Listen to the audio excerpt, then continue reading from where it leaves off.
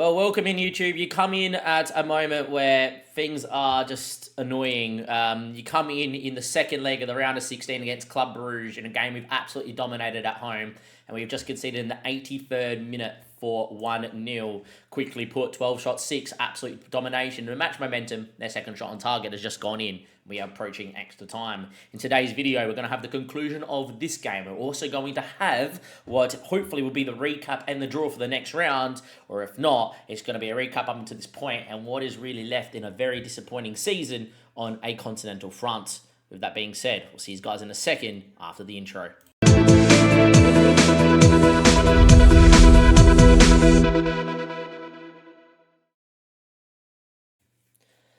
Well, welcome in YouTube. 80% of you guys are not subscribed, so please hit the subscription down below and press like. We've absolutely dominated. We should have definitely at least scored at least one goal today.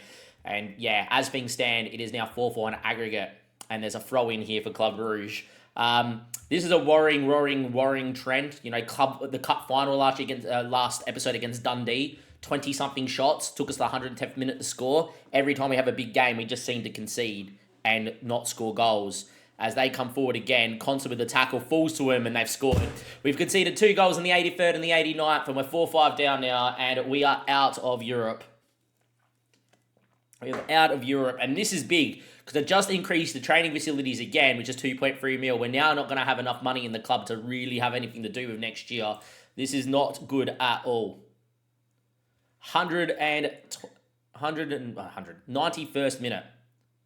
We need a highlight here. We have not won the ball. Veltzen, Schonfield doesn't win. They're just everywhere. They're all over us, man. I just don't get it, man. What do we need to do? We dominate every time and we just don't score. It is ridiculous. We need a goal from this highlight. Mariba wins the header. Finds Ashton Muir. Inside of Joe Gerhardt. Match Joy DiGiallo. Gumney. Mariba. Ball to Ashton Muir. Cuts it. Alaboud. Gumney. That's going to be headed over. This is ridiculous. Absolutely ridiculous. We're out. We can see 2 goals in 3 minutes. We would also, in this tie, 2-0 up in the first leg. Have we taken this team as far as it can go? Have we taken this team as far as it can go? As things stand in the league, we're currently 9 points clear, but I think it's easier to get through to the next round of the Europa League than not. Obviously Club Bruges is one of the better teams. For those wondering how our run of form's gone, senior squad, Europa League. We drew to Fiorentina and we beat Salzburg, which meant that we actually on goal difference finished in 9th. And then we played Club Bruges, won 4-3 away from home in a game that we were dominated in. But as you can see, we conceded 53rd and 54th minute. And the 54th minute one is just annoying because after Anson gets an own goal, after having a great game out there, if you have a look at how this highlight starts, Sané passes the ball and doesn't even manage to pass it to Estachio, passes it straight to him, and changes the whole tie. So that's not really good at all. Financially, you're in a little bit of trouble now. I think we're going to finish well under the 10 million mark. I've just yet again increased the facilities, expecting to get through whoever I got in the round of 16. We then drew Club Bruges, who are a very good side. But yeah, to lose a game like that is not good at all. We've got no real money left in the transfer budget, only $1.49 to spend next year. And clearly this team is a team full of bottlers and a team full of chokers. We should have beaten Dundee in the last episode. And, you know, this is the problem here. This is the problem. This is the big problem. And I don't know why it's such a problem in this save. But, you know, Dundee was the last time we saw each other.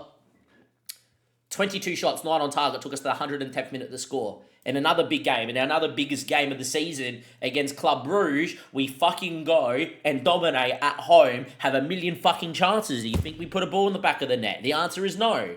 So what is so wrong? I'm going to tell these guys right now that I think that Sané needs to be sold. I think Sané, we need to actively sell him, get rid of him for 10 mil. He is no good. He's not good enough anymore. Same with Sockler. Sockler does not score on the big stage. Yes, he had a couple of good years. If a bid comes in for Sockler of anything more than 2 million, we sell straight away. I think they're both frauds. Maybe the system, for the first time in 6 seasons, I think the system is the issue. I think that the 4-4-2, as much as it's taken us to this sort of level, and as much as it plays good football, maybe the 4-4-2 is just not cut out for us. You know, this should be a season where we should be rejoicing because it should be the season we win the league. But I'll tell you right now that come the championship playoffs, from what we've seen so far, and I know this is a ragey sort of episode, a ragey recap episode, from what we've seen so far, we are not winning the title because we will not score a goal. It is absolutely a joke, man. A joke. If you have a look at this, everyone's going to say, what do you mean you're not scoring? 18 goals above your XG. Every big game we do not score in. Yes, we win games 9-1, 8-0 or whatever against the weaker sides in the comp, but that's where the XG comes from, nowhere else. I would rather us have finished third this season again, but went on a deeper run to the quarterfinal of the Europa League because the money is so important. This is an absolute joke and an absolute travesty to lose a game like this. To dominate a game like this, to have a million chances and 1.88 XG and not score is ridiculous. In terms of what's going to be left for this episode, the whole plan for this episode was to give you guys the win against Club Bruges, or we got past Club Bruges, and then obviously the round, the 16 draw, etc. And this is the problem with recappy sort of episodes that we move to, is it's hard to sometimes plan this, and I'm losing my head now. I've done too much talking.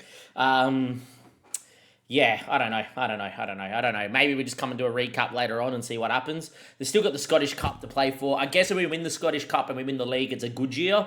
But if we don't win the league and we don't win the Scottish Cup after losing the Viaplay Cup final and not getting past the round of 16 or to the round of 16 in Europe, I actually think it's a really, really poor year for a year where this squad should be doing a lot better. As things stand, though, I think we need to have a hard look at if the 4-4-2 is the system or not and what we can do moving forward. You, yes, you, follow me on Twitch. You watch all my content live and, of course, all the VODs for all your viewing needs. The Twitch is the place to go, and for funny clips like this. Can you fucking shut up? Pietro Pellegrini is a freak, Mum. Honestly. Pietro Pellegrini is a freak.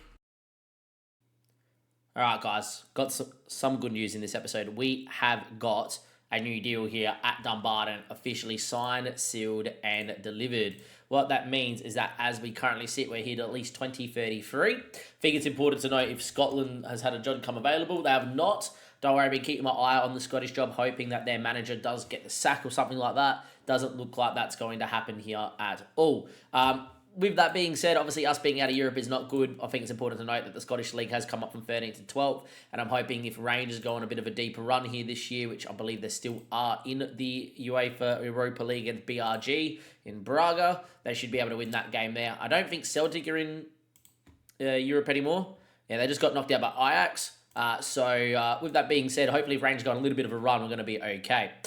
Important to note, Lee Brennan has now become the first choice striker. Me and the Twitch stream have had a bit of a chat here. These guys would have just saw the plug for it. I'm actually going to move to 2 advanced forwards so I can play Brennan and Sene together. I'm going to try and get them a good partnership. What I've slightly done to the 4-4-2 is actually move into stay wider on both players. And because we're not playing with any height, move to low crosses.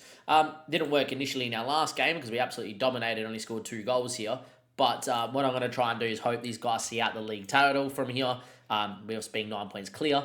And then obviously from there, see what we can do as well. Last thing I wanted to mention too is I am thinking, and I think we're going to do that, is we're going to sell Checo's clauses. So for those that don't remember, obviously we sold Checo here for 6.25 mil to West Ham. We then obviously loaned him back in. He had a very good year. In comparison to that, Mr. Lynch is having one of the worst seasons I've ever had from a winger ever on Football Manager.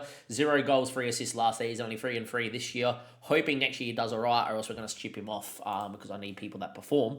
But what I will say about this is Checo has not played a minute for his parent club at West Ham. As you can see here, they're in the Championship. West Ham, they got relegated, has not played a minute in the Championship, which means for me, they're not going to play. His deal is up in only a couple years' time, 2031, and I expect his value from 12 to 14 mil to plummet in the next transfer window because they obviously then would have only less than 2 years left on the deal. What I will say about West Ham is they are second in the Championship and probably will go up, so that could help his value, but that will also be negotiated, that'd be negated by the fact that he hasn't played minutes. So we can still get 1.14 mil instead of the 1.4 mil after playing in 10 games, which I think we're going to sell. We can still get 2.4 from the 25% of his fee, which I'm going to sell, and 396k instead of the 400k right there. What that means is that we can go and do what we need to do. Transfer budget goes up by 6.88. up by 1.4 and 237. What that means is because we're not in Europe anymore and us doing the training facilities yet again, we're gonna lose probably about $1 mil, $2 mil by the end of the season. Obviously, if we win the league, we get another $3 mil back. It would have been hard to get to $10 mil in the budget. What it means now is because we've got $3 mil now in the transfer budget and 12 mil overall, is we should be above at least the 10 mil mark when the season starts again next year. That's going to give me some funds to at least do a little bit with the team. But secondly, after having a chat, I don't think the team's overly bad, but what we need to do is actually tie some people's contracts up. Concert at the moment, yes, he's here to 2032, has a release fee of 15 mil, currently worth 15 to 16 mil, so probably need to get that up. Foley's, I think, long-term should be here for the foreseeable future. 6 mil release fee, as you can see here, worth 5 to 7, so add his release fee as well. And Amadou Sene maybe could go into that. He's got 15 mil, but, maybe we don't do any of that. But I think definitely Foley and Consa, and by selling these two clauses, it allows me to tie both of them down to some longer-term deals. What I think we're going to do is that, and that's going to be where we're going to end this episode. That's kind of the plan. Next time we come back, hopefully it is us in the final of the Scottish Cup, and of course with our season run home, as well as we look to do a domestic double. Really should have been a domestic treble, and hopefully you guys will check out next time us winning the league. With that being said, give it a like, subscribe to the YouTube channel. Thank you for sticking around. I know the first part was a little bit ragey, but I think it's important to document the good times and the bad. And, well, this episode definitely wasn't a good one. Have a great one, and goodbye.